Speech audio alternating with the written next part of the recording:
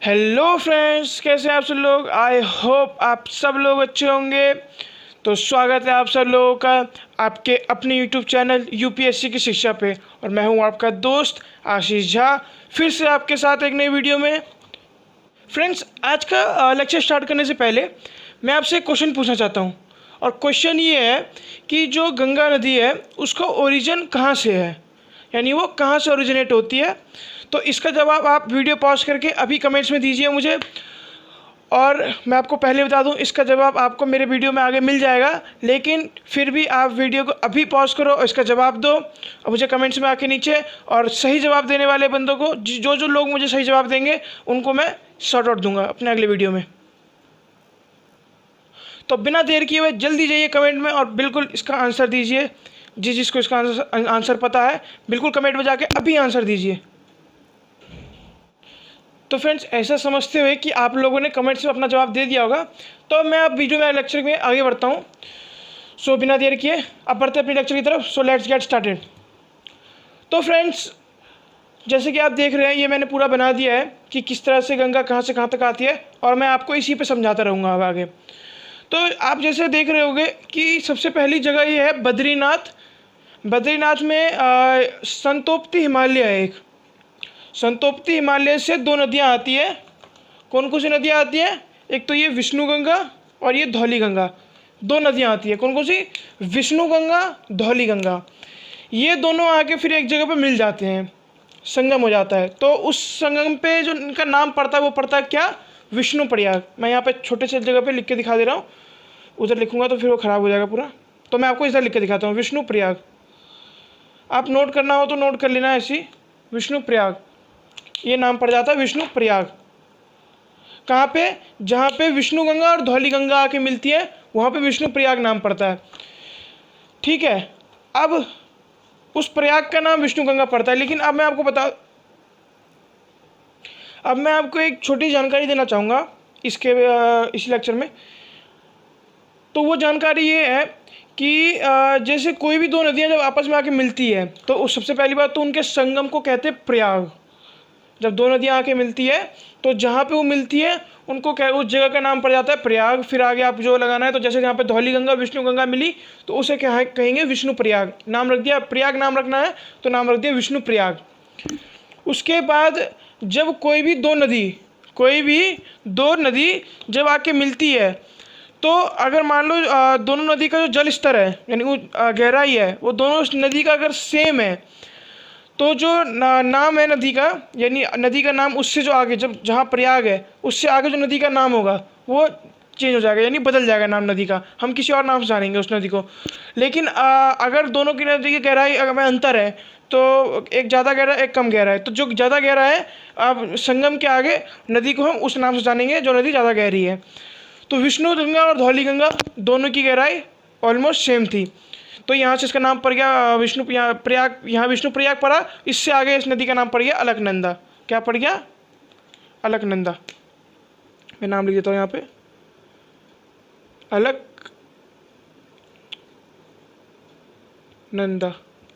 अलकनंदा, तो नाम पड़ गया अलकनंदा। उसके बाद जब अलकनंदा निकली, अब यहाँ विष्णु प्रयाग से अलकनंदा निकली, तो विष्णु प्रयाग से अलकनंदा निकली तो थोड़ी दूरी पर फिर उससे आके मिलती है नदी नंदाकिनी। अब थोड़ा सा आप कन्फ्यूज मत होइए, नंदाकिनी और मंदाकिनी में अंतर है। तो कुछ देर बाद थोड़ा सा आगे उनसे मिली आके नंदाकिनी, तो नंदाकिनी उससे आके मिली, तो जिस जगह पर मिली, मैंने क्या बताया था, जब दो नदी का संगम होगा तो उसका जगह का नाम प्रयाग से पड़ेगा। तो इस जगह का नाम पड़ गया नंद प्रयाग। क्या पड़ गया? मैं फिर यहाँ लिख दे रहा हूँ, नंद प्रयाग। नंद प्रयाग क्या नाम पड़ गया? जगह का नाम पड़ गया नंद प्रयाग। उसके बाद जो नंदाकिनी नदी थी वो कम गहरी थी, ज़्यादा मतलब थोड़ी क्या अलकनंदा नदी से बहुत कम गहरी थी वो। तो अलकनंदा नदी गहरी थी, तो मैंने क्या समझाया कि जो भी नदी का संगम से आगे दो नदी अगर मिलती है तो संगम से आगे उसका नाम, अगर दोनों की गहराई सेम है तो नाम बदल जाता है, नहीं तो फिर किसका नाम चलता है? जो गहरी नदी है। तो अलकनंदा ज़्यादा गहरी थी, तो फिर इस नंद प्रयाग से आ गई अलकनंदा ही नाम चला। जब फिर अलकनंदा से नंद प्रयाग से निकली, तो नंद प्रयाग से निकलने के बाद फिर आई पिंडार नदी। कौन सी नदी? पिंडार नदी। पिंडार नदी आके फिर अलकनंदा से मिली। तो जब अलकनंदा से पिंडार नदी मिली तो उस जगह का नाम पड़ा कर्णप्रयाग। कौन सा प्रयाग? कर्णप्रयाग। कर्णप्रयाग पड़ गया जब पिंडार नदी आके मिली। फिर पिंडार नदी कम गहरी थी तो फिर से अलकनंदा आगे, प्रयाग से आगे नाम क्या चल गया? अलकनंदा। फिर अलकनंदा थोड़ी सी और आगे बढ़ी तो फिर उससे आके क्या मिला? केदारनाथ से आके उससे मिल गई मंदाकिनी नदी। मंदाकिनी नदी आई केदारनाथ से और उससे मिल गई। तो उस जगह का नाम क्या पड़ गया?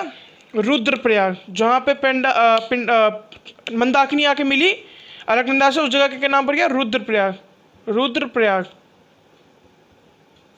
उस जगह का नाम पड़ गया रुद्रप्रयाग, जहाँ से मंदाकिनी आके अलकनंदा से मिली। फिर जब मंदाकिनी आके मिली तो मंदाकिनी भी कम गहरी थी तो फिर उससे आगे अलकनंदा का ही नाम चला। इसके बाद अब ध्यान रखना इस बात को, यहीं से सबसे इम्पोर्टेंट स्टार्ट होता है। अब उत्तरकाशी से कौन सी नदी आ रही है? यहाँ पे मैं नाम भूल गया लिखना, नाम लिख देता हूँ मैं, भागीरथी। तो भागीरथी वैसे बता दूं मैं आपको, पुराणों को पे कहा जाता है कि वो राम जी के पूर्वज थे। वही ये जो नदी है इनको मतलब गंगा को कहते हैं कि वही धरती पर लेके आए थे। तो जो उत्तरकाशी से आई भागीरथी नदी उत्तरकाशी से आए। उत्तरकाशी के गंगोत्री ग्लेशियर के गौमुख से निकली है भागीरथी नदी। उत्तरकाशी के गंगोत्री ग्लेशियर्स के गौमुख से कौन सी नदी निकली है? भागीरथी नदी। यहाँ के जो लोग हैं, स्थानीय लोग, लोकल लोग, वो भागीरथी को गंगा ही समझते हैं, यानी गंगा ही बोलते हैं। लेकिन असलियत में इसका नाम जो है वो भागीरथी है। जो इसको गंगा बुलाते हैं लेकिन नाम इसलिए भागीरथी है। फिर भागीरथी जब अपने रास्ते पर आगे बढ़ती है तो पहले तो उससे नदी मिलती है भिलांगना, बीच में एक नदी मिलती है उससे भिलांगना का लेकिन बहुत कम है वो इस जल स्तर। तो भिलांगना छोटी सी नदी आके मिल जाती है इससे। फिर भिलांगना से मिलते भिलांगना को लेते फिर क्योंकि कम गहरी, वही बात है, नाम क्या चलेगा आगे? भागीरथी आगे नाम चला। तो जब भागीरथी आगे नाम चला तो आगे बढ़ते फिर ये आके अलकनंदा से मिल गई। भागीरथी अलकनंदा से मिल गई और उस जगह नाम क्या पड़ गया? देवप्रयाग। ये 5 प्रयाग आप नाम लिख लेना। मैंने वीडियो को हर प्रयाग का नाम लेने से पहले उसका नाम लिख दिया था और नाम 2-3 बार भी मैंने बोल दिया था। ये 5 प्रयाग का नाम लिख लेना, बहुत इंपॉर्टेंट। ये 5 प्रयाग हमारे हिंदू धर्म में माने गए हैं, तीर्थ स्थल माने गए हैं ये 5 प्रयाग। तो फिर देव प्रयाग में आके भागीरथी और अलकनंदा मिल गए। जब भागीरथी और अलकनंदा मिल गए तो मैंने आगे क्या बताया कि अगर दोनों का, हाँ, जब मिले तो दोनों का जलस्तर सेम था, जो गहराई थी वो सेम था। तो मैंने क्या बताया था, अगर जल स्तर सेम हो तो नदी का नाम आगे चेंज हो जाएगा। जैसे पहले विष्णु गंगा धौली गंगा आके मिली तो उनका जल स्तर कम था और सेम था, तो उसका नाम क्या पड़ गया? अलकनंदा। फिर यहीं से आगे जब देवप्रयाग में जब अलकनंदा और इस भागीरथी मिली, दोनों नदी मिले तो जल स्तर सेम था, तो इसका नाम क्या पड़ गया आगे? गंगा नाम पड़ गया। तो गंगा माफ़ करना, गंगोत्री ग्लेशियर गौमुख से निकली हुई है, ये गलत समझते हैं आप। गंगा निकली हुई है अलकनंदा और भागीरथी के प्रयाग में गंगा निकली हुई है। तो अब आपको ये जानकारी मिल चुकी है। तो अगर आपसे कभी कोई पूछे या फिर कई सवाल आए, ये क्वेश्चंस में पूछा जाता है, अगर आप कॉम्पिटिटिव एग्ज़ाम देते हो तो क्वेश्चन पूछ सकते हैं कि गंगा का ओरिजिन कहाँ, मतलब गंगा कहाँ से निकलती है, कैसे बनती है, ये पूछ सकते हैं आपसे। तो आप क्या जवाब दोगे इसका? गंगा, अलकनंदा और भागीरथी, इन दोनों के प्रयाग में, जो देव प्रयाग में जब ये दोनों मिलते हैं तो उसके बाद गंगा बनती है। ठीक है, ये आपसे कोई पूछेगा तो आप बता सकते हो आप। उसके बाद आपको अगर पता है गंगा की, अब ये हमारे पुराणों में भी कहा गया है, जो गंगा है, गंगा नदी का पानी कभी ख़राब नहीं होता है, उसमें कभी कोई कीटाणु, कोई मतलब जीवाणु नहीं लगते हैं। तो इसका हमारे भाई धर्म में, अगर आप हिंदू धर्म के ऊपर जाओ तो हिंदू धर्म में के हिसाब से बोला जाता है कि गंगा नदी को माता के रूप माता कहते हैं, पार्वती का रूप थी, तो वो उनके हिसाब से है कि माता थी, इस वजह से नहीं पड़ता है। लेकिन अगर साइंटिफिक रीज़न पे हम जाएं, अगर हम साइंटिफिक रीजन पे जाएं तो साइंटिफिक रीज़न ये है कि यहाँ जो ये एरिया है, ये पूरा पहाड़ी एरिया है, तो जितने यहाँ और लोग भी यहाँ बहुत कम रहते हैं, क्योंकि पूरा ग्लेशियर्स का इलाका है, बहुत ठंड रहती है, तो यहाँ लोग कम रहते हैं, तो इस जगह पे प्रदूषण बहुत कम होता है, प्रदूषण बहुत कम होता है। तो उस चक्कर में जो नदी है, ये भागीरथी हो गया, अलकनंदा हो गया, इन नदियों में और यहाँ से लेकर गंगा में भी एक बैक्टीरियोफेज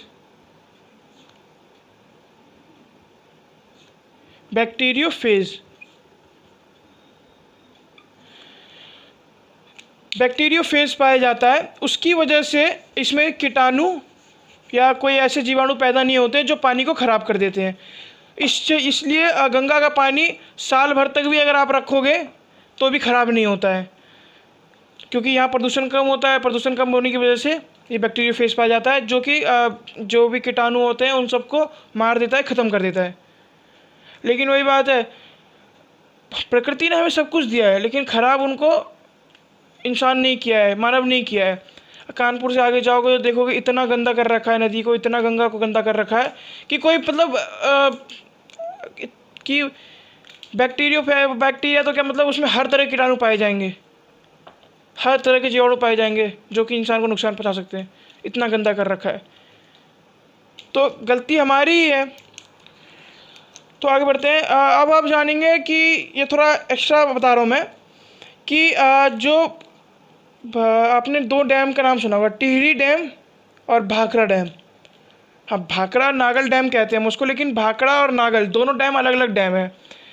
अब आप पूछते हैं कि भाई दोनों में से बड़ा डैम टिहरी है और भाखड़ा में से बड़ा डैम कौन सा है, तो बता दूं, टिहरी डैम जो है फ्रेंड्स वो बहुत बड़ा वो बांध है, बहुत बड़ा डैम है। तो उसके सपोर्ट, अब देखो जितने भी हमारे बड़े डैम होते हैं ना, उनके सपोर्ट के लिए हमेशा एक ना एक छोटा डैम होता है। तो जैसे टिहरी डैम है, उसके सपोर्ट के लिए बना रखा है कोटेश्वर डैम, कोटेश्वर बांध बना रखा है उसके पीछे। और वैसे ही भाखड़ा जो है वो बड़ा डैम है और उसके सपोर्ट के लिए बना रखा है नांगल डैम, छोटा डैम है वो। तो भाखड़ा और हम कह देते हैं हम भाखड़ा नागल साथ में, लेकिन भाखड़ा नागल अलग अलग डैम है, वो दोनों एक ही डैम नहीं है।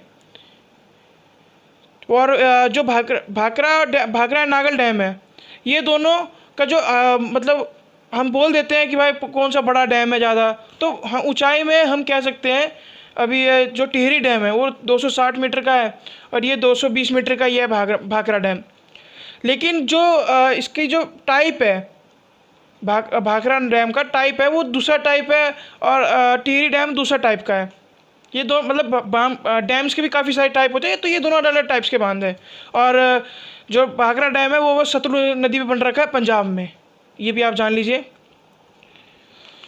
तो फ्रेंड्स आज की वीडियो यहीं ख़त्म करते हैं और मिलते हैं आपसे अपनी अगली वीडियो में।